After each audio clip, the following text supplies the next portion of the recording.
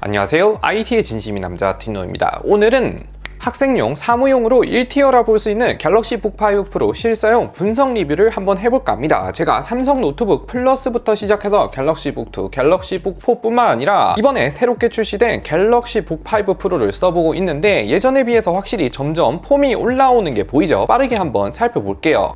먼저 외관부터 보면 전반적으로 전작과 유사한 폼팩터이긴 한데 이게 갤럭시 북2부터 패밀리룩 느낌으로 중간 우측에 삼성 로고를 밀고 있는 것 같더라고요. 심플한 스타일인데 요즘 이걸 아이덴티티로 미는 것 같습니다. 색상은 실버, 그레이 총 두 가지 컬러로 출시가 됐고 저는 그레이 컬러로 가져왔는데 어디서나 크게 호불호 없이 사용하기 좋은 무난한 컬러인 것 같죠. 우선 언박싱을 하면서 첫인상은 요즘 플래그십 사무용, 업무용 윈투북들은 굉장히 얇게 뽑히네요. 제가 항상 좀 두꺼운 만 써서 그런가 포트만 봐도 노트북 두께가 HDMI 포트 높이와 별 차이 없는 것 같습니다. 펼쳐서 보면 훨씬 더 얇은 느낌을 보여줍니다. 무게도 보면 이번에 14인치와 16인치 두 가지 사이즈가 있는데 저는 14인치 모델을 쓰고 있고 우선 무게가 14인치는 굉장히 가볍습니다. 저울에 재보면 1.2kg 정도로 화면 크기보다는 들고 다니는 무게를 중요시한다면 14인치가 확실히 메리트가 좋지 않나. 특히 자주 들고 다니는 대학생들에게도 더 좋은 사이즈라 볼 수 있습니다.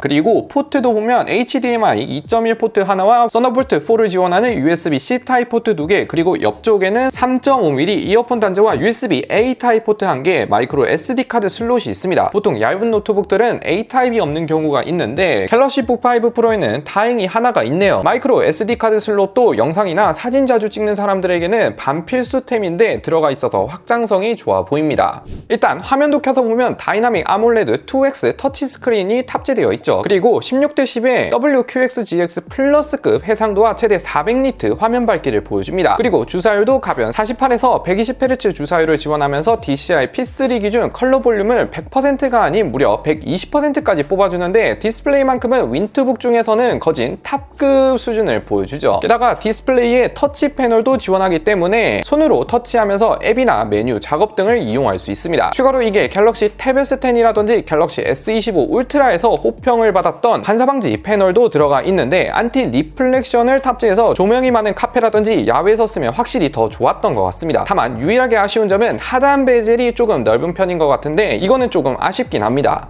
성능도 보면 이미 아시는 분들도 있겠지만 루나레이크 칩셋이 탑재가 되었고 인텔 코어 울트라 5 프로세서 버전과 7 프로세서 버전이 있는데 저는 인텔 코어 울트라 7 프로세서가 탑재된 버전으로 데려왔습니다. 램은 16기가, 32기가 두 가지 버전이 있고 인텔 아크 그래픽이 탑재되어 있는데 벤치마크로 바로 돌려보면 긱벤치 6에서 싱글은 2700점대, 멀티코어는 1700점을 보여줬고 이뿐만 아니라 시네벤치 R23도 돌려보면 멀티코어는 1300점, 싱글코어는 1900점 정도로 전반적으로 웹서핑, SNS 이런 건 당연히 원활하게 되고 디스플레이 생 영역도 넓다 보니 포토샵이나 일러스트레이터 작업 시에도 크게 버벅임 없이 작업이 가능했습니다. 그리고 제가 이걸로 썸네일이나 쇼츠 제작도 몇 번 해봤는데 썸네일 작업은 당연히 정말 쾌적하게 쓸 수가 있었고 영상 편집도 FHD 환경에서 충분히 빠르게 편집 및 실사용이 가능했습니다. 예를 들어 자막뿐만 아니라 이펙트가 조금 쌓여 있어도 원활하게 편집이 되죠. 인코딩도 해보면 40초짜리 영상 기준으로 2분 내외로 인코딩이 가능했습니다. 그래서 요즘 유행하는 릴스라든지 쇼츠, 틱톡 같이 밖에서 촬영하고 편집할 때 노트북 자체도 가볍고 인코딩도 금방 끝나다 보니 짧은 영상 제작자라면 특히 더 괜찮게 사용할 것 같습니다. 그리고 시네벤치 R23 돌리면서 전원을 연결한 상태에서 발열 부분도 측정을 했는데 10분 뒤 측정을 해보니 최대 44도에서 45도 정도를 보여줬고 키보드 부분들은 35도 내외 수준이라 실제 만져지는 부분들은 그렇게 뜨겁진 않다고 보시면 됩니다. NPU 성능도 한번 살펴보면 갤럭시 북 5 프로는 NPU 성능이 최소 40탑스 이상이기 때문에 코파일럿 플러스 PC 인증도 받아서 키보드에서 바로 코파일럿 사용이 가능합니다. 그래서 대표적으로 과거 작업 기록을 확인할 수 있고 불러올 수 있는 리콜 옵션 기능이라든지 AI 이미지 생성하는 코 크리에이터 등을 사용할 수 있는데 이건 아직은 정식 출시 전이긴 하나 빠르게 써보고 싶으신 분들이라면 윈도우즈 참가자 프로그램 설정에서 베타 테스트 버전으로 사용해 볼 수 있으니 한번 참고해 보세요.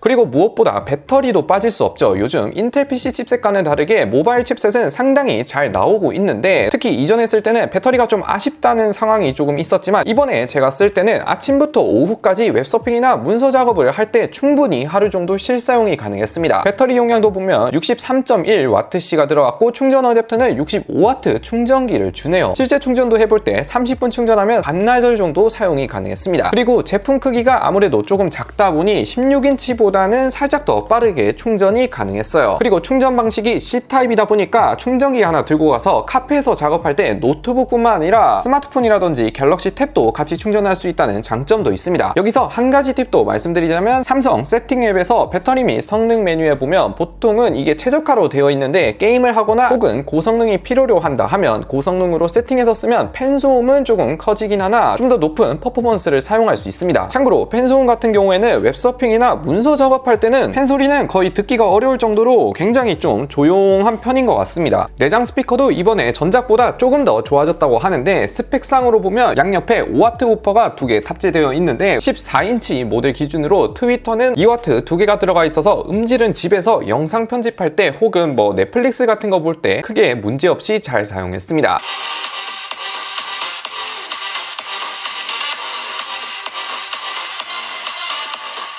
참고로 이것도 삼성 세팅 앱에서 소리 메뉴에 들어가면 돌비 애트모스 옵션도 쓸 수가 있습니다. 그 외에도 몇 가지 꿀팁도 알려드리자면, 갤럭시 AI가 스마트폰과 갤럭시북에도 들어갔죠. 대표적으로 제가 스마트폰에서 가장 자주 사용하기도 하는 AI 셀렉트가 갤럭시북에도 들어갔습니다. 많이들 아시는 서클툴 서치와 유사하다고 보시면 되는데, 화면에서 궁금한 게 있다 하면 AI 셀렉트를 누르고 드래그하거나 동그라미표 치면 바로 옆 패널에서 선택한 부분이 뭔지 검색해서 알려줍니다. 그리고 터치 디스플레이이기 때문에 디스플레이에서 드래그할 수 있어서 좀 더 편리하게 쓸 수 있죠. 그리고 QR코드 스캔도 가능한데, 보통 컴퓨터에서 QR코드를 만들 때 보통은 스마트폰으로 인식을 했지만 AI 셀렉트로 스마트폰 없이 해당 QR코드가 잘 작동하고 있는지 테스트도 가능했습니다. 그 외에도 PDF라든지 이미지 내 텍스트 인식도 지원하고, 스마트폰과 갤럭시 탭에 있던 포토 리마스터도 사용이 가능한데, 쉽게 말해 화질이 좀 구려 보이는 이미지들 있죠. 이것도 불러와서 사진 리마스터를 누르면 사진 해상도를 업스케일링해서 보여줍니다. 삼성 갤러리 앱에서 사용할 수 있는 기능이고, 퍼온 이미지라든지 동영상 캡처할 때 깨진 이미지 복구할 때 상당히 유용하니 한번 참고해보세요. 카메라도 스태거드 HDR이 탑재되면서 노출 시간이 다른 프레임들을 하나로 합성해서 기존보다 더 향상된 영상을 보여준다고 합니다. 이 외에도 갤럭시북 세팅할 때 갤럭시 전용 소프트웨어들이 많은데, 예를 들어 삼성 세팅 앱을 켜서 기기 간 연결 메뉴에 보면 퀵쉐어라든지 갤럭시 버즈 연결 세팅을 갤럭시 스마트폰 외에도 갤럭시북에서도 동일하게 세팅이 가능하고, 소프트웨어 업데이트도 지원합니다. 마지막으로 세컨드 스크린, 이것도 은근히 꿀인 게, 갤럭시 탭을 가지고 있다면 서브 모니터 형태로 쓰는 옵션도 해당 프로그램에서 지원을 해요. 마지막으로 마이크로소프트 스토어에서 삼성 디바이스 케어 앱을 설치하시면 드라이버를 자동으로 업데이트, 백업, 저장 공간 관리 등이 한 방에 해결이 가능하고, 추가로 노트북 수리를 맡겼을 때 수리기사가 내 개인 자료에는 접근하지 못하도록 설정하는 수리 모드도 설정할 수 있습니다.